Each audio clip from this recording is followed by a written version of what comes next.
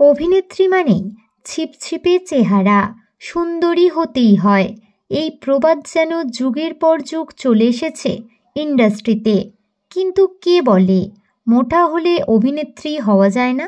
এই চিন্তাধারা কি পাল্টে দিয়েছেন যেসব শিল্পীরা, তাদের মধ্যেই একজন হলেন অভিনেত্রী অরিজিতা মুখোপাধ্যায়, যাকে আপনারা জি বাংলার নিমফুলের মধু ধারাবাহিকে শাশুড়ি মার চরিত্রে অভিনয় করতে দেখতে পাচ্ছেন।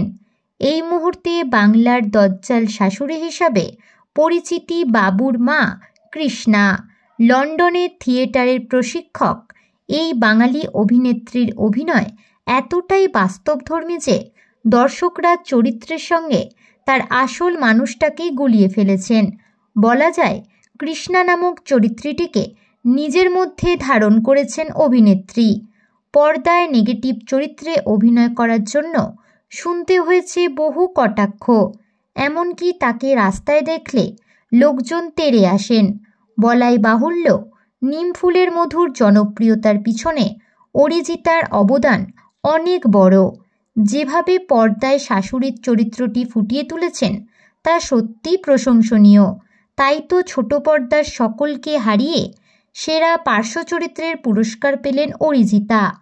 TV9 বাংলার ঘরের বায়োস্কোপ অ্যাওয়ার্ড 2024-এ 5 জন অভিনেত্রীর মধ্যে পার্শ্ব চরিত্রে সবাইকে হারিয়ে সেরা শিরোপা ছিনিয়ে নিয়েছেন অরিজিতা মুখোপাধ্যায়। অভিনেত্রীর এই সাফল্যে ব্যাপক খুশি তার ভক্তরা।